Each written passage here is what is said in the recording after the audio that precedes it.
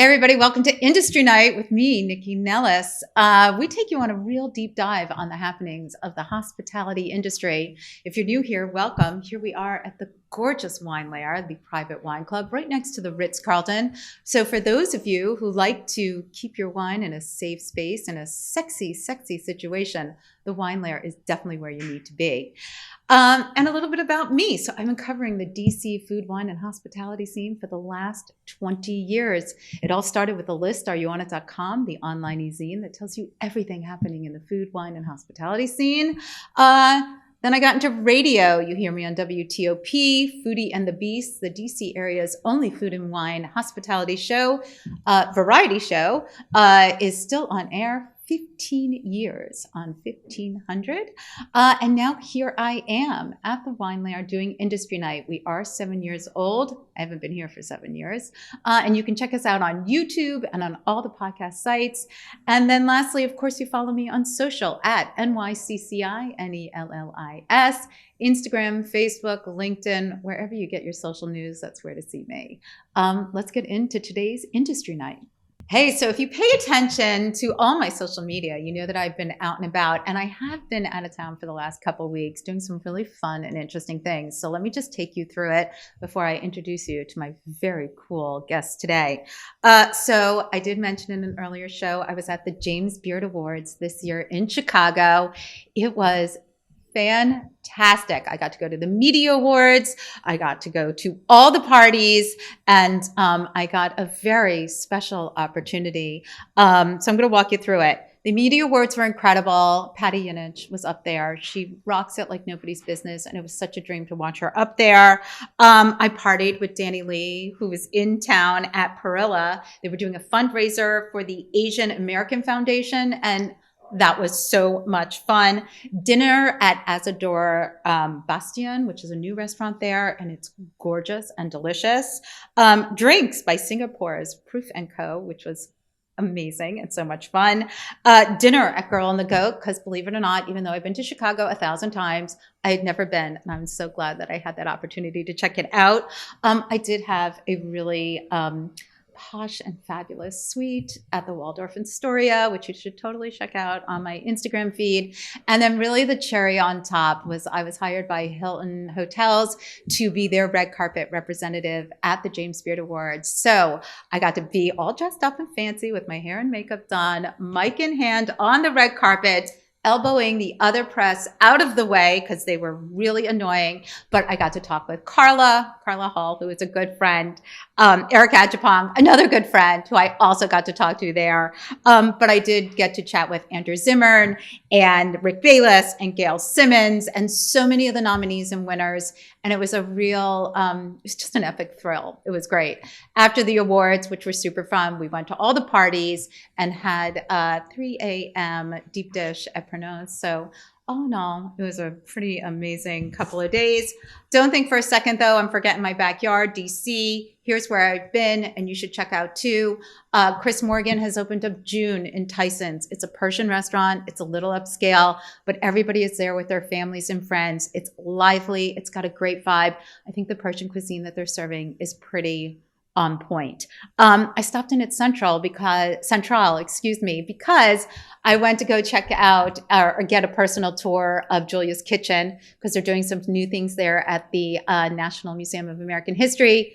And the chef there at Central is keeping Michel Richard's life and light alive. The Somme board at Anjou, Angel Barreto, is totally kicking that thing up, and it is delicious.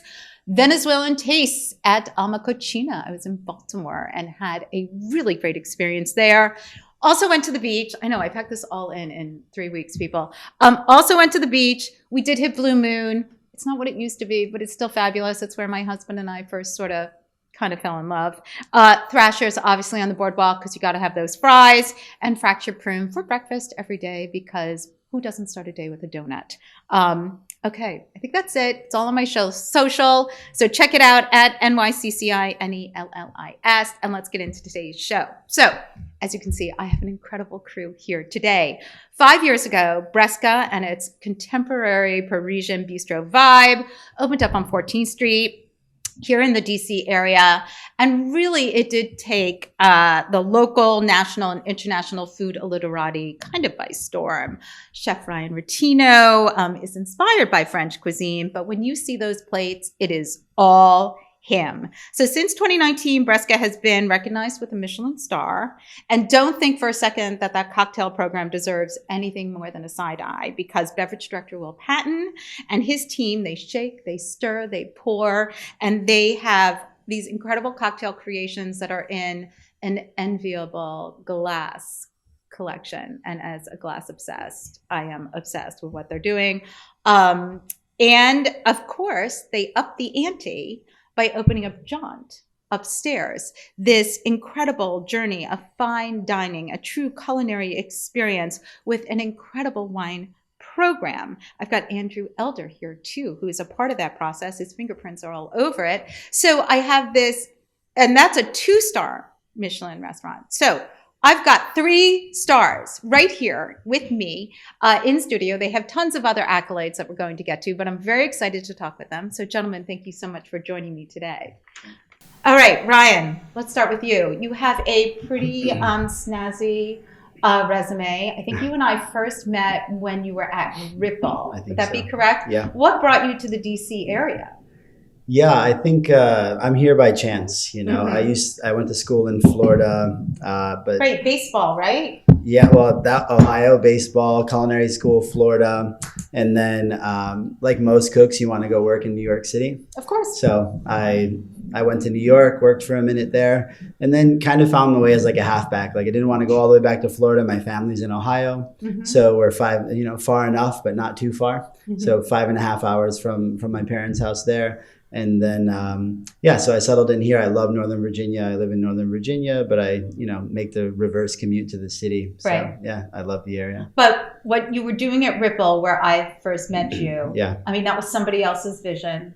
So yeah. What did you have in the back of your head? What was inspiring you to create Bresca? And can we talk a little bit about how that came to be? Yeah, absolutely. I think at Ripple, the ownership was incredible. Roger and Kurt, they're wonderful people. With an incredible wine program, by the way, stunning, right? Yeah, the best wine prices in the city back without then. a doubt. Too. Yeah, yeah, it was unreal. But they would so much autonomy there as a leader of the kitchen to kind of do my thing and just make sure business was going positively. Right. But outside of that, it was kind of like the freedom to cook with the team and create whatever. Ripple, you can correct me if I'm wrong, but it was kind of like a little incubator. All the chefs that kind of went through there. Yeah, I took over after Marjorie. Right? Yeah, and then before that was Logan Cox? I can't, is he in the West Coast now, right? Yeah. Yeah, exactly. Yeah. Okay, so I mean. Totally. Right. Okay, yeah. We're on the same page. And you had to do a few things. We did a few things. Like we had the grilled cheese bar and stuff like that. Not so much my style, but they loved it and the community loved it. So we kept it, and we did those things. But my business partners used to dine at Ripple quite a bit. And then, where we're at now at Bresca used to be Policy. So it was like the 2-story, like brunchy spot in the morning, nightclub at night upstairs. Okay, you're being so nice about what it was, but go ahead. Right? We all remember what was going on there, but go ahead, Ryan. I'm here for it. Right. We seen even when Bresca was, even in Bresca's first years, I mean, we saw some wild stuff with the nightclub still open upstairs. It was pretty. Sure. I remember the guy who chased everybody around blowing a fire extinguisher down the stairs, like all kinds of wild good times. shit. Yeah, exactly.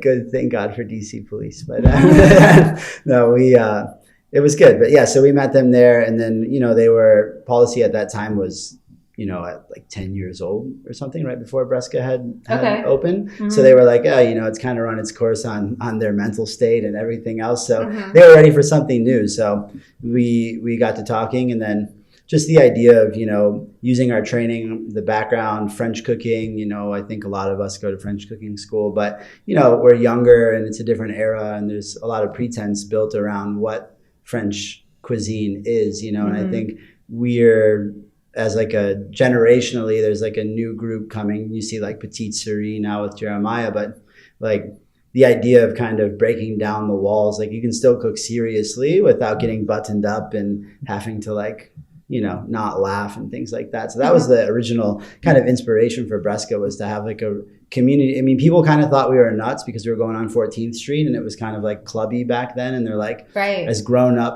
this grown up going to do it on 14th? And we're like, well, we're going to give it our best effort. I think you did. All right, let's put a pin in it right there. So let's talk about when you joined, Will, and how you looked at Ryan's vision and decided what you wanted to do. Like, where did you come from?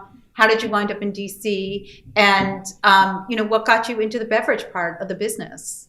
Yeah, so I'm actually from the area originally. I grew up in Alexandria. And then I left and then bounced around in Richmond, Chicago, New Orleans, started cocktail bartending. And similarly, like I moved back to DC about 6 years ago, and I was working at a bar that's no longer there, but it was closed at 2 a.m., long nights. You gonna tell us what bar? It was called 5 to 1 on U Street. Oh, okay. It was only open for like a year. It was my friend's bar. He was a great guy. I love it. Wonderful experience. Okay. But I feel like there's some stories that we could get into, but we don't have the time today. But go ahead. So one of the original beverage director, correct? Of Juan. Juan. Yeah. A guy named Juan Coronata. He also worked for Bacardi, and I had been a finalist at a Bacardi Legacy competition. So they needed somebody to run the bar at Bresca. Juan knew I was in DC. He linked me up with Chef Ryan, and for me at first it was kind of like, all right, cool, I'm not gonna have to be like at a bar at 2 o'clock in the morning. This seems like a really nice transition. And then as I started to work there and like I understand what like Ryan's vision was and like the dedication that like Michelin star chefs, or at that time aspirationally Michelin star chefs, have, that's something that like I was able to like internalize and see. It's like, it's different than a bar that can be a bar. Right. Like, it's like I remember actually one of the earliest things is there's a picture of a cocktail on like Yelp, and you were like, what's this? I'm talking to you right now. No one can see. But it was like a mint garnish. And he was like, we would never put like something like this on a plate. And then you kind of click and you're like, yeah, like if that's like the level. But if that's like the level that they're putting out the food, then the cocktails that we make should have the same sort of ingredients, the same sort of techniques, same sort of presentation, the same sort of level and care. And then once that kind of clicked, we were able to run with it and have had. But I think when the cocktail program started at Bresca, you guys were doing really unique offerings. I remember, was it the beehive? Oh, like the bee glass with the like the bee's knees in it. Yeah, we had. It was Instagrammable before people really. Yeah. I think doing that almost like a little pre-Insta. Yeah, we took like a year. I took a trip to Europe before opening, and Danny Garcia in Madrid, his Bibo is like so awesome and cool, and the playing cards and the cocktail glassware, and so we were super inspired coming back by the imagery that it could create. And then Juan was incredible to work with too. I mean, he still pops around here and there. He's been in studio. I've seen him around. Yeah, exactly. He pops around here, so like and he kind of had that creative vision as well. So when he brought Will on, it was easy. And then Will, how did you grow as a beverage director, like with wines? Did you have a knowledge of wines? How did you grow with that? I'm very fortunate to work with people who know considerably more about wine. I kind of just grew as like organizationally. I was able to a lot of the things that I never, turns out like I'm actually good at like numbers, which was not like a skill set that I really thought that I was going to have. Okay, good. Most of my 20s. Yes. So like moving into that, then I was able to like, and I guess I'm not trying to do your segue for you, but I was able to work with Andrew. I think I lobbed it to you, but go ahead. I was able to like work with Andrew, who knows considerably about more, and like as like I wrote the original jaunt list just because we were open during the pandemic. There was a very skeleton crew. Andrew came on immediately after. Right, you came on during the pandemic. Yeah, November 2020. Do you want to grab that mic? Yes? Yeah. Yeah, great. There you go. I know it's really weird, but you'll get used to it pretty quick. Trust me. Oh, yeah. So November 2020, and actually Jonathan Kano, Ryan's business partner and our DO, I worked with him at Minibar, and that's kind of how that was my first restaurant in DC. after working in New York. I came down and was a somm there for almost 3 years. And he had been trying to get me to come open this new project of a chef's counter experience on 14th Street and kind of having the mindset of 14th Street and saying, I don't know if that's the area that I can really see this being. Was it a little gritty for you? Was that your concern? Well, if you can look at me, I don't know if I really fit in over there, but Will fits in well. So I think that that I can make it work. Now listen, dude, anybody can put on a coat. Seriously. That's how you wear it. Yes, exactly. Of course. But so after about 4 months of talking with Jonathan, I made my way there and fell in love with the space and just the whole concept that Chef Ryan that had really put his dedication and passion on the plate in the project that I could also see myself being passionate about. And Will's cocktails were amazing, but I think agreeably the wine list needed a little bit of help and wanted to be So a part what was of it that about the team. wine list that you saw that you wanted to add to it? You threw it to me. I had to Get it. take it. You threw it to me. I had to take it. Okay, so with your professional background in wine, how do you go about choosing a wine program? Are you doing Bresca and John? Or are you just more? At the time, it was just John. But now it's both. Well, no, now it's just John. Okay. Bresca was doing just to go food, and the wine list Oh, right, that 'cause you John joined during opened with Right. was Bresca's wine list. Okay. But So you're expanding on that. yeah, but at the time, it was truly like I fully believe of just like shutting up and doing the work and like listening to what's happening and learning the ethos as to why the wines he picked were there and why we're cooking the way we cook and like taking that entire ethos of the restaurant and applying it to the list and making sure that the dedication and care of selecting and curating lists is just as much care as the chefs put into the plate and the entire experience as well. And so just keeping that core list of, at the time, it was 50 bottles. And then every month setting a goal of, okay, I'm adding 25 this month, 30 next month, and then working with budgets and numbers is something that I've definitely learned with. Yeah, but 2 years later, it's you got 500. yeah, exactly. A week. Well, okay, so we haven't really talked about how Bresca is its own entity, but then there was a vision to have John. So let's talk about John a little bit so that we can open it up and really talk about both and how both get run. So was the plan to always open a secondary higher end restaurant upstairs? I would say not right away, but within probably just after the first year, we started to look at the upstairs, kind of like the business was waning as like low hanging fruit. Like it's sitting there, it's empty. Why not utilize it? We're already cooking in this restaurant every day. And then we started to develop the concept. I always say, when I worked in a 200-seat restaurant, I thought, okay, if I could just have 100, I can really cook, And then when I was in a 100-seat restaurant, like, if we could just have 50, I could really cook. And then Bresca's 50, and we would be cooking till 1 o'clock in the morning back then. Like busy line. Wait, it's 50, but how many times does it turn over? Yeah, you used to 4. Right? But I mean, now that's my point. So it's not 50. Yeah, exactly. So and now you got that outdoor stuff. right? Yeah, so it does its thing, and it's like, then when you're at 50 and it was kind of like, what's the real number? Like, what can we really do to just geek out, go crazy on cooking, have a lot of fun with the guests? And like, we have a wine pairing, it's called Fuck It, right? It's like, how can we just have that mentality towards everything we're doing? We're not measuring the caviar that goes on the plate. We're not measuring the truffles that go on the plate. You're 16 people sitting in front of a kitchen for one night.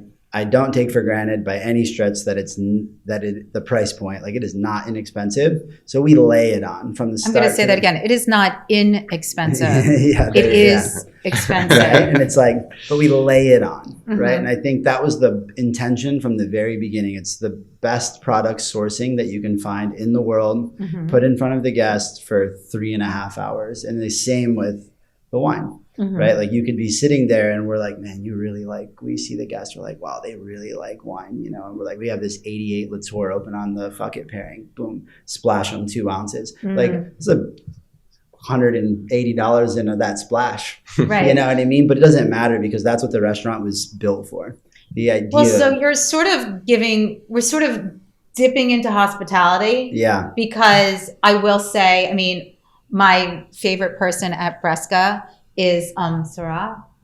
Oh, right? yeah. Sarah, yeah. Sarah. Yeah. Sarah. Yeah. Oh my God.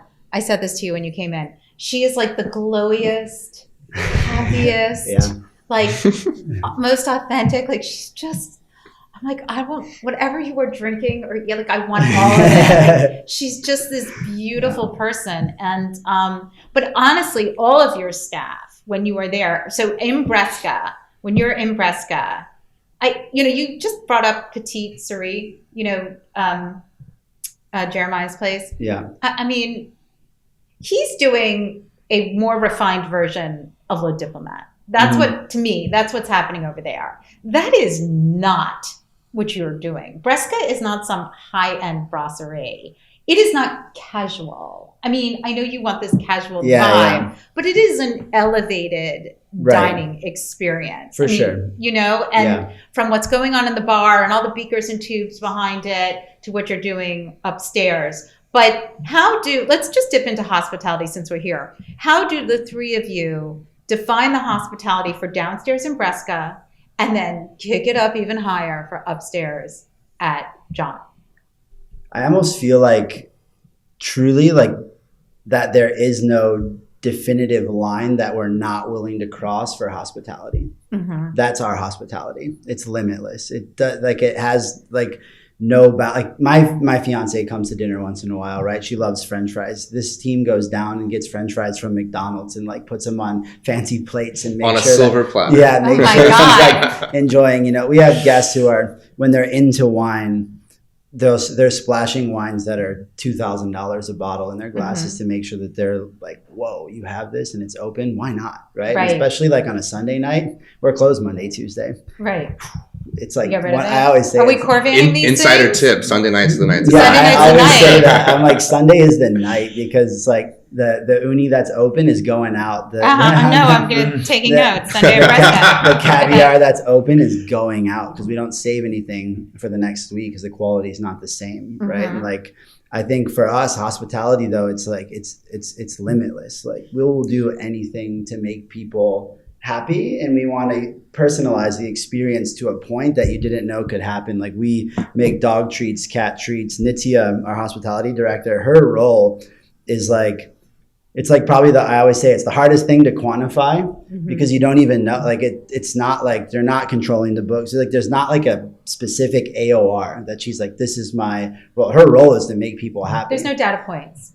Literally, there's zero. But there is, because of what people say and what people do afterwards. So I see where your passion is, but I'm curious how you two pick up on that passion and then pass it on to the teams there. Because I do believe it comes from the top, but sometimes it misses. So how are you able to communicate with your teams about the kind of hospitality that's important when it comes to the cocktails and the training and the wine? I mean, I think with, like he said it perfectly, it's trickle down support. It's having his support for management and saying like, this is your show, run it. And then having the management team that is doing the exact same thing with the team that's at the line level, face to face with the guests, and saying, wow, you love McDonald's cheeseburgers, and that's like a joke. You always eat that after your tasting menu. We're going to go order McDonald's for you and have it waiting downstairs at the door on your exit. And then knowing that we could spend, a fair amount of time doing that, but just that one person's smile and having them continually come back for that experience, but it's more personal each time is really a fun place to do it, basically. It's really awesome. And what about for you with cocktails? I mean, you have to do a lot of training. The cocktails are not just a couple of things thrown in a shaker. They're layered, they're balanced. How do you go back training them and ensuring that the product you want out there is out there? I mean, I usually mentioned Sarah before, you have to find people who are really committed to that. Like, that's somebody who just wants people to be happy when they're at her bar. And then kind of looking at the cocktail, and similar to the way like Andrew was saying about providing the experience, like the cocktail is a cocktail, but it is also an experience. So it's an extension. With no mint on it. There's actually no mint in the restaurant anymore. There's no mint. Mint and rosemary, they don't exist.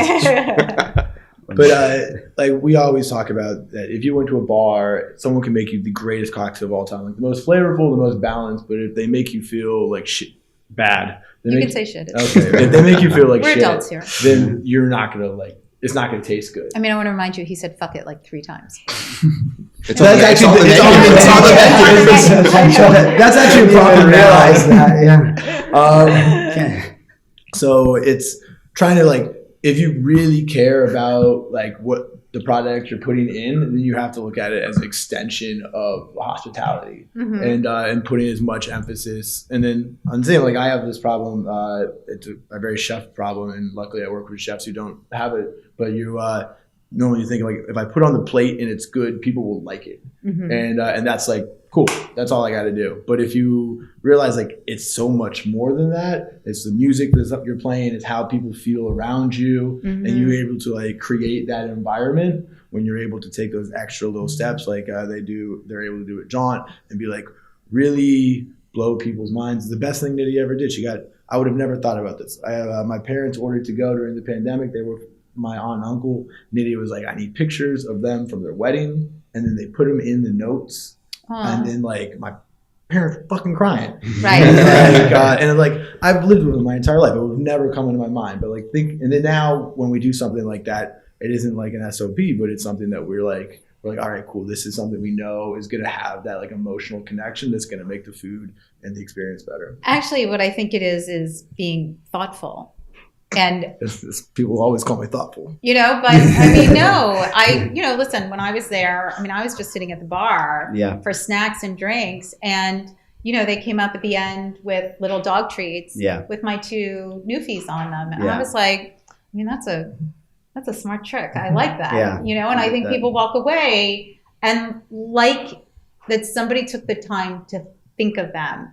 And I mentioned to you guys when we were starting the show about hospitality, and to me right now, there's a lot of hospitality issues out there. I mean, there are staff shortages that we know about, but there's also like this simmering anger that I feel out there. It's coming from both sides. It's coming from the diner and it's coming from the hospitality industry. And I'm just sort of curious if you guys feel it or see it, or if it's just not happening in your place of business.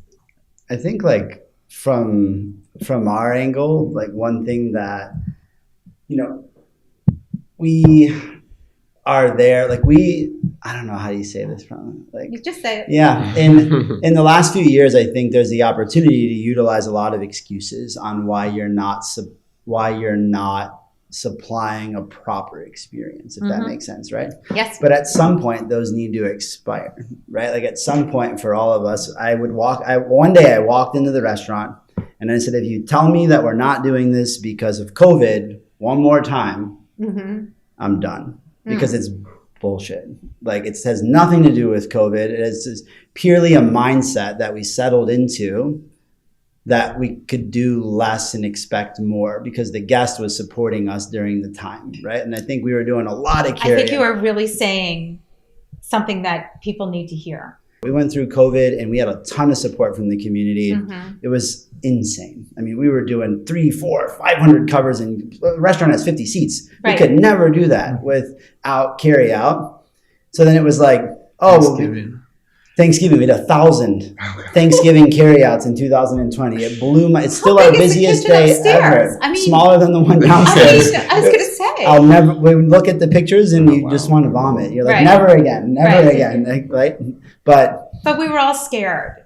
And I think people came out and they did it. Like, I mean, you as a diner came out and showed out for us to be there when this was over. So in turn, we tried to show out in a carry-out box. Tweezers still, to-go cocktails. We had artists making custom labels for our to-go cocktails, all this crazy stuff. But then when that went away, why did it stop?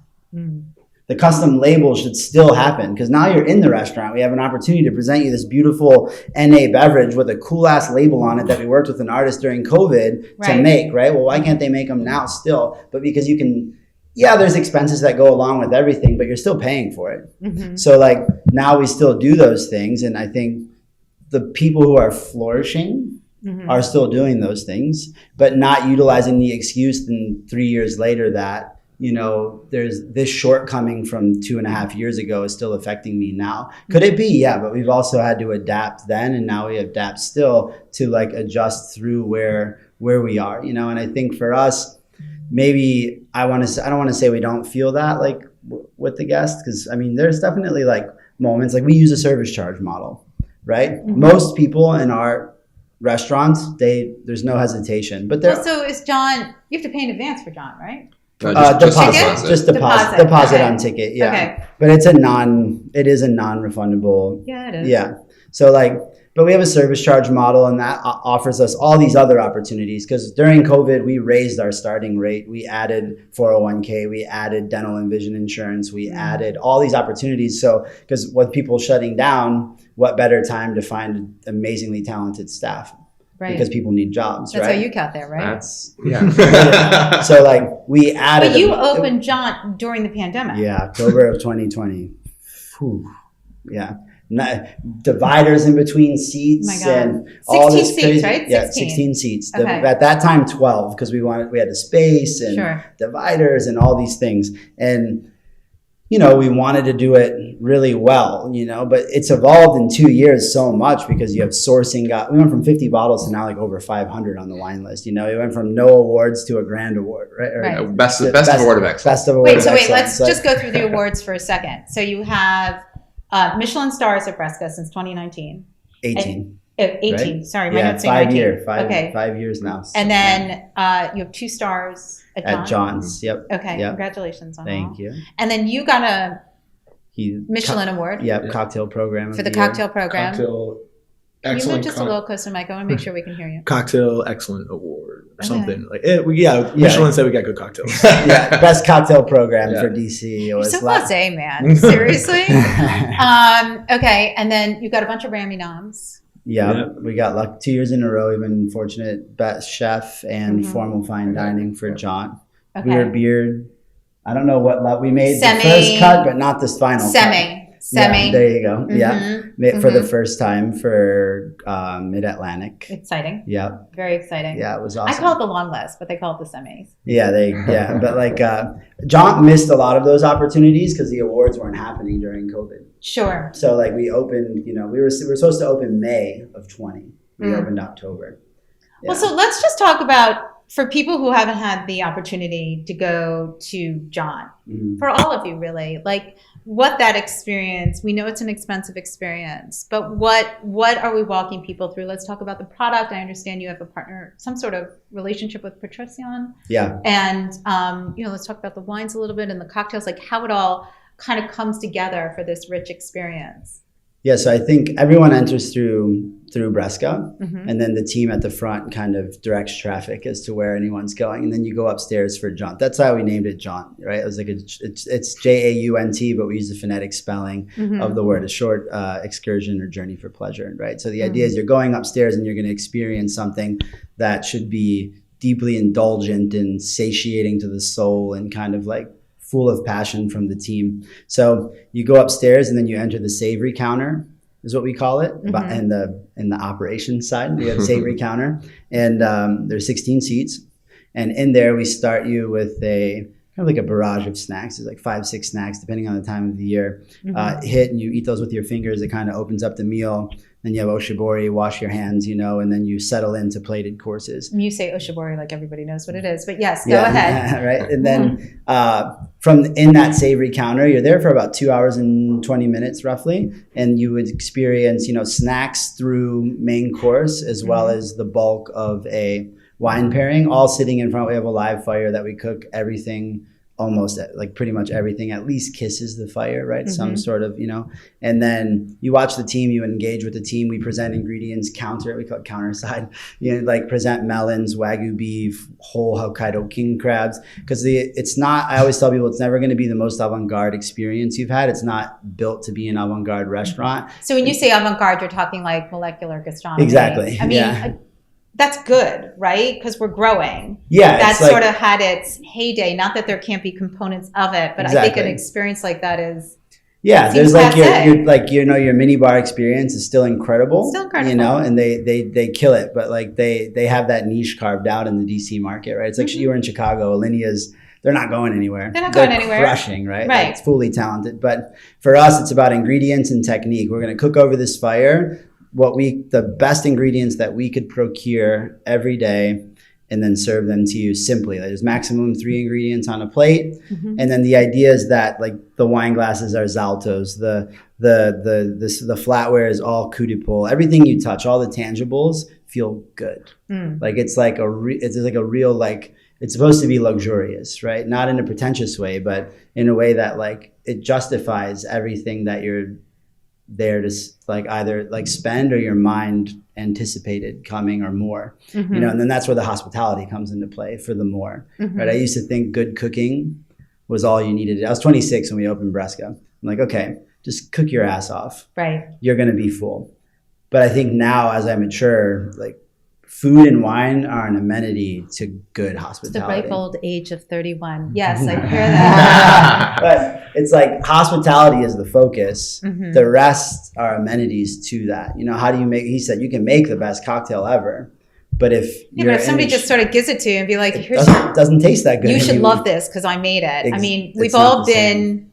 You just stepped on all of my lines. I know.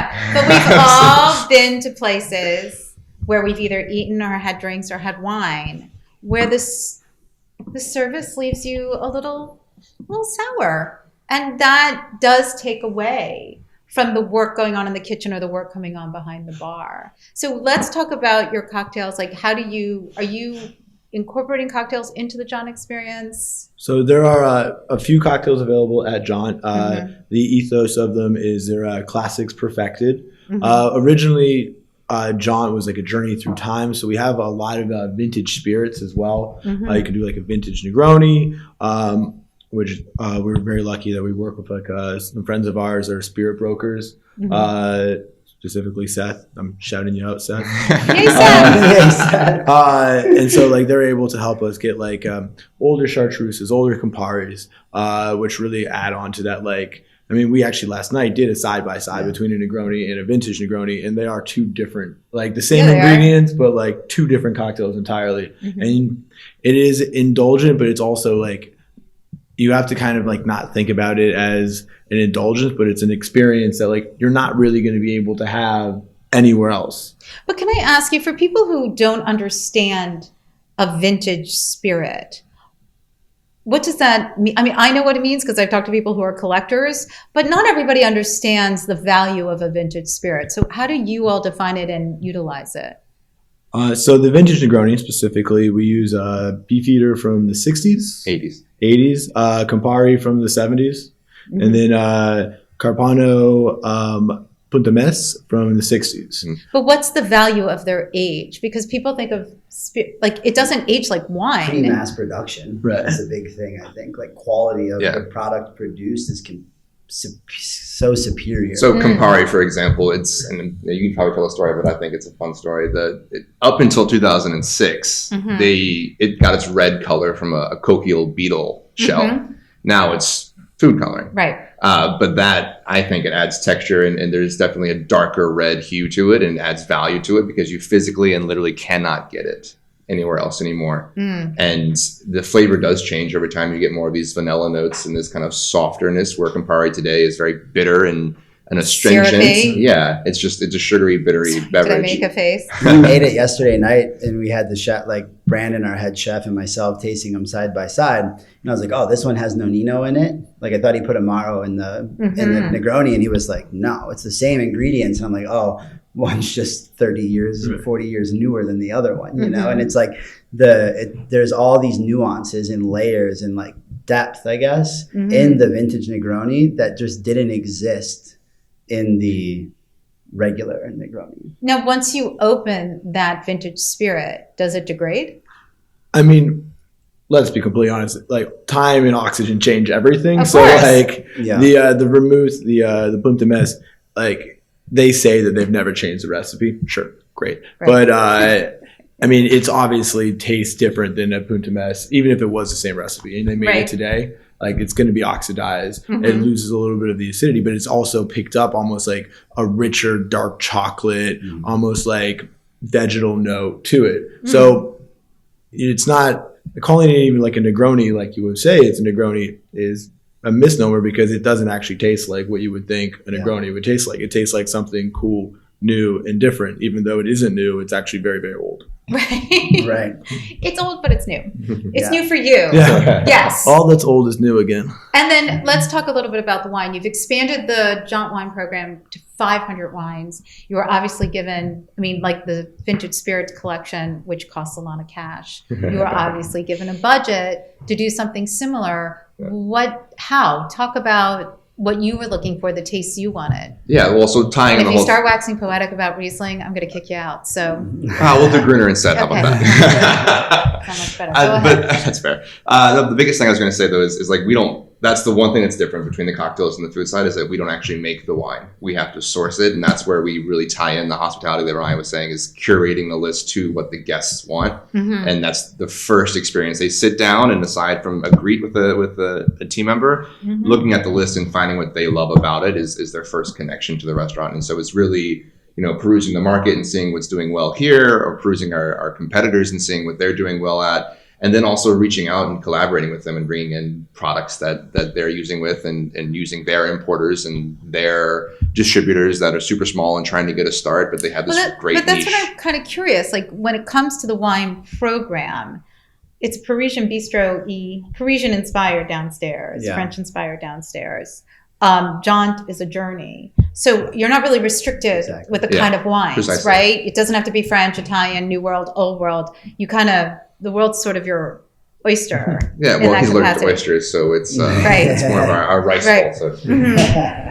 It's definitely that's why I'm like we curate it to what people like. If there's a great collection of Napa Cab and there's a small collection of Switzerland wine, we had a former team member that was from Switzerland and she was very passionate about it, and I was like, we're going to bring this on the list because it represents not only the restaurant but the people that are pouring the wine and talking about it as well. And again, working with those local distributors and focusing on those niche regions as well as the greater regions. And yeah, we have the big names. We have Ravenau, Dagenau, and DRC. Well, and we listen, have when people all are of dropping them. a dime on a dinner like that, Yeah, a certain clientele only wants that big name that they know. absolutely. My question is how do you engage with them DC is a different market, right? And plus you're a Michelin star, so you're getting a lot of tourists, A lot. people coming in Yeah. specifically for the dining experience.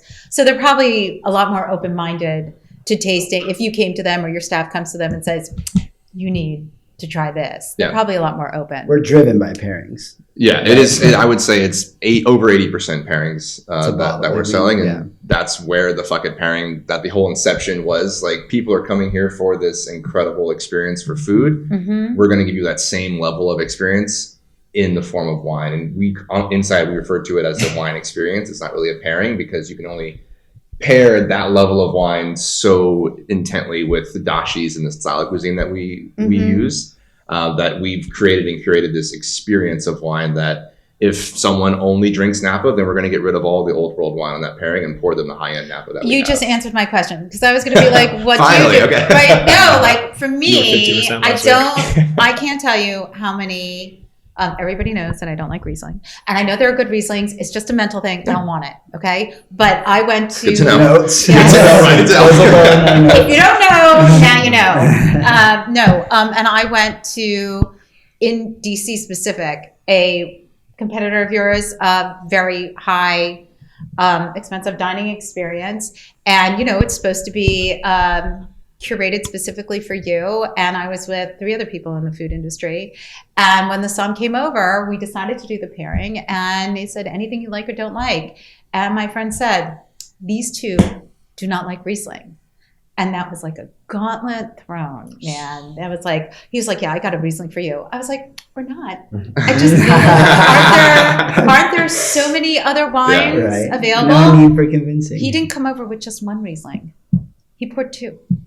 And I was like, I don't understand what's happening here. I don't, there's no hospitality in that. I don't need to tell you about that. But I do think that I don't know what it is about me that brings that out in people, but it has happened to me multiple times, but it was at a specific fine dining, very expensive Michelin starred experience. And I don't know if it's because I'm in the industry that they felt they could, fuck with me or what, But it's very nice to hear that when somebody tells you that, I'm all new world, I don't want to touch those old things, that you're like, okay, let's dust that shit off. Let's That's start over. such a beverage. We polished the bottle. thing to do. What? That's The like- Riesling? No, just like It hurts my soul a little you bit. don't like because- mezcal. Let me make you a mezcal cocktail to convince you that you're wrong, but I actually know what you like. And, Yes. and it puts all the emphasis on the bartender or the som at that point, and like ignores like you just gave me a cheat code. Like that's like one That's thing. exactly. Right. Yes. Yeah. No mezcal.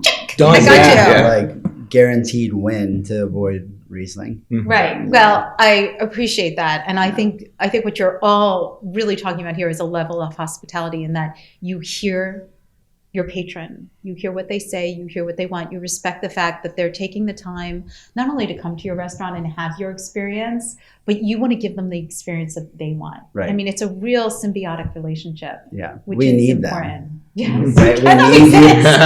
that's what we talk about it all the time. We're like, there's always going to be a little bit of ego in curating an experience. That's like restaurant business, right? Like Right. you want to express yourself. It's your right? vision. Right.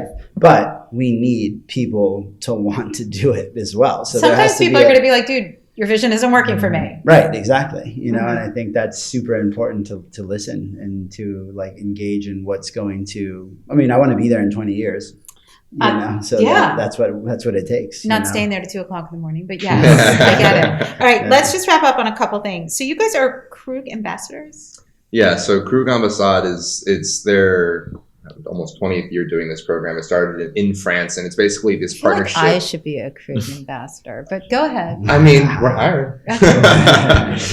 They partner with chefs and restaurants around the world now, and it's basically their large support group of restaurants and collectors and chefs that do the most to promote their brand. And Mm-hmm. I think unanimously, in John at least, our favorite champagne is Krug Mhm. On the luxurious it's side of things. delicious. Yes, indeed. Mhm. And so that was a project that we started last year, actually. And we were the first DC Krug Ambassade. There's about 10 others in the US, and now there's 3 in DC, but we kind of brought it to the DC market and have really, promoted their brand and brought them a lot of light in DC, and then it helps promote us as well. And it's just a great brand. Who doesn't like partner to with. drink? Like we just picked up a bunch of 96, Yeah, 98, 2000 Magnums, 3 Hmm. liters, and then it's like, well, why wouldn't you want to drink that? Yeah. You know?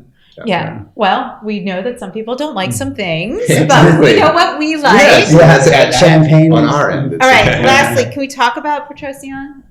Oh yeah, absolutely. So they made a caviar for you?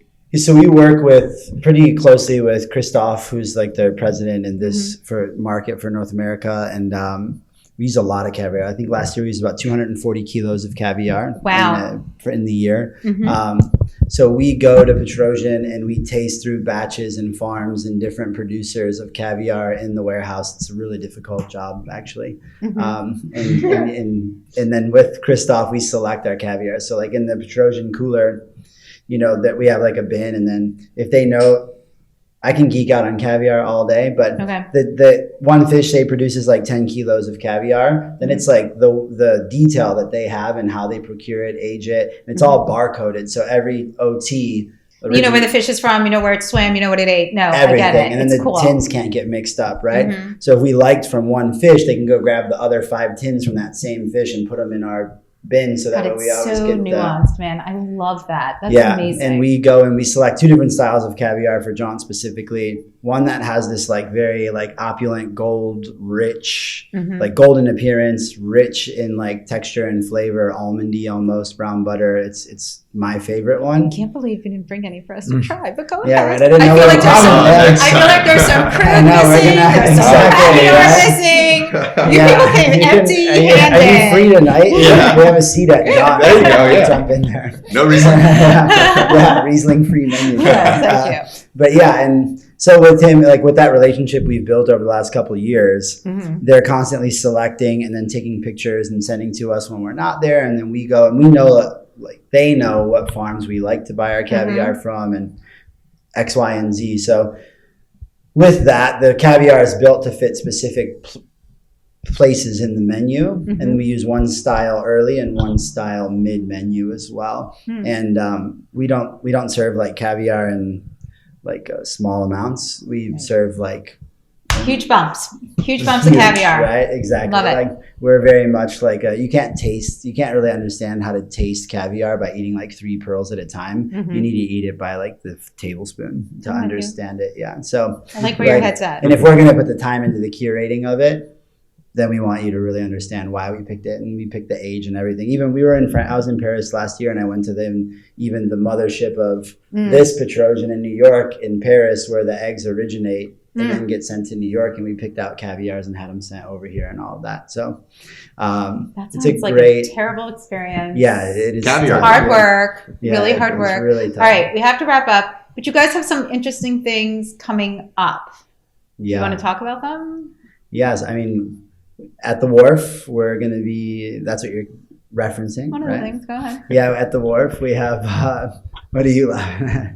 Yeah, at the Wharf, we're going to open like a very contemporary European in format, but with no pretense again, have a lot of fun, kind of like dining in London or Paris, you know, like Le Cinq, but in 23, Cool. and have a lot of fun with that. And then next door, we'll have his cocktail version of John. So just like 24 seats, 26 seats. 30 seats. So Yeah, on a paper. cocktail experience or a bar? So it's a bar with a cocktail experience Cool. idea. It's called Press Club. We're very excited about Like the it. duck press? And then Yeah. we have been doing. God damn it! New brand. That's I great. never thought of that. Neither did Are I. you kidding? No. Okay, I love sorry. that. That's You nailed great. it. I actually I heard that like 6 months ago, and Yeah, I was of like, course I was you hoping did. no one would ever bring it up. Okay. But we are doing a bunch of really cool cocktail collaborations to kind of gear up for it. We had some of like the best bars in America already come at Jaunt for like an omakase cocktail experience, but we'll be keeping that up. Excellent. Yeah, All what right. else do you have in your notes? What else are we doing? Aren't you guys opening up someplace else? Yeah, so we're working with the Four Seasons and opening. Yeah, we're opening the Four Seasons in just north of Miami in Fort Lauderdale, and we'll do like a big hearth-focused restaurant there. That's More about live fire? 65 seats. Yeah, big, like Live fire is really 10-foot custom-built hearth from Demont Grills, and big. Cool. really, really fun. We'll cook like whole turbos and things like that over the fire. Big pieces of meat. So Cool. a lot of crudos. We'll be right on the ocean. Should be in January and February. I'll probably find a reason to go cook there. Yeah. I feel like I need a fam trip. So, Yeah. on that note, I want to thank you all for joining me. That's very exciting. So is yours. And you can take the press and put a little accent over it. And I won't take credit for it. One last thing before I wrap you up. Right now, what are you eating that you're loving? Pick a dish. Oof. In my restaurants or somewhere else? Yeah, let's do yours. Oh, really? I mean, shit. That's like crab rice. Crab rice? Crab rice. Okay, and what are you eating somewhere else? I love what Jeremiah's doing at Petite Cerise, and I love Alvi. Me too. Okay, Yeah. your turn. What are you drinking at your restaurant that's so yummy? Besides a vintage Negroni, Yes. we have a passion for the run. It's a Pisco style Negroni cocktail that we age in a leather bota. Which kind of gives it a really nice, like peppery flavor to it. I'm very much enjoying that. Okay, and what are you drinking elsewhere? Riesling. Yeah, recently. Mixed with Gruner. Let's do it together. Yeah. My friends at Service Bar just put out a new menu which has some very cool cocktails, and then Silver Lion is just doing some extraordinarily crazy cool The emu. things. I had I went to the. You know Little that's Red my Bull- son, The emu. Sam Nellis. Oh, really? Yes. That's crazy. But yeah, the Cotton Reed Emu Pachuga is one of the That's his weirdest, cocktail. most fascinating things I've had in a long time. I'm very proud. You should be very proud Yes, of it. I am. Okay. And And you I shouted him out. Very well. Yes, I know. Didn't I try to Good do it on research. every That was show. good. That was Didn't good. even say He is that a for that total one. Nepo baby, and I let him rock it. Okay, so tell me what you're drinking at your restaurant. So this new project from the team at 100 Acre, Summer Dream, that's their Sauvignon Blanc. It's literally summer in a glass. It's from Sonoma. It's incredible, refreshing, delicious. And I probably every Sunday I'm taking at least 2 bottles home to just drink and enjoy. Oh my God, that sounds amazing. All right, what about out there? Is there something that you've had out there that you're like, I got to get it? Well, I know I can't say Riesling or Gruner, so it's Yes, gonna you be a can. You're drinking it. I'm not drinking it. You're drinking it. I'm a really big fan of Maxwell Park. I just love their seasonality and monthly programs, and they just had a Magnum Monday this past week, and so it was a Magnum of Donna Friesling that me and a couple of friends drank, and that's just, it's always fun to find something new there. I love that. You were looking real good the next morning. I was feeling real good. It's sort of the nature of the business, right? Well, thank you all for joining me. Can you tell everybody where they can find you on Instagram and online? Shout it out. So I'm at AELDER315. Okay. I know my own hamster. You could just give Bresca and John. Yeah, you can. Yeah, I'm at Bresca and John. Exactly. My account's private, so Okay. You can find them that way. We're friends. Yes. Ramsey Danger. Yes. I love Ramsey that. Danger. Sounds like a cartoon character. That's how my nephew stashes in our restaurant every year for 4 years now, and that's how he refers to him. I love He's it. like, is Ramsey Danger there? I'm like, that's Will. Yes, he's there. Well, another delicious show on the books. I want to thank these three guys for joining me today. Hospitality is not dead, and you can find it at both Bresca and John. I like where their heads are at because I really do feel the same way. I really think Chef made some excellent points about some of the struggles out there in the hospitality world and getting our heads around where we are now. So I want to thank you also for joining me today. Of course, you can watch this whole thing on YouTube. We just sort of launched this back in January. We're getting our heads around it. And of course, on every podcast thing that you listen to, we're there. So at NYCCINELLIS, Instagram, Facebook, Twitter, LinkedIn, YouTube. And don't forget to check out thelistariana.com for all the happenings in the DC market. And you do want to follow me because I'm doing some fun shit and you want to see it. Be safe out there and have a delicious week.